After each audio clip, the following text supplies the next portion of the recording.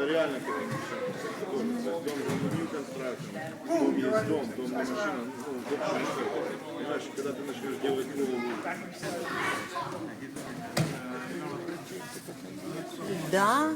Ты молодец, видишь, хорошо, что подошла. Но наоборот, он был недоволен. Недоволен? Да, так я о чем он А говорю. я думал, что он доволен. Не, он как раз был недоволен. Я его хотела взять, чтобы пойти с ним в туалет, чтобы холодной воды ему дать, попить. И все это же, знаете, первое дело. Воды дать, приложить холодное, все. Так он был недоволен, он говорит, я его отец.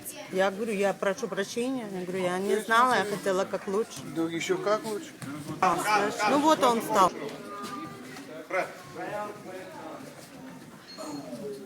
Он испугался, Толик. Он, наверное, испугался.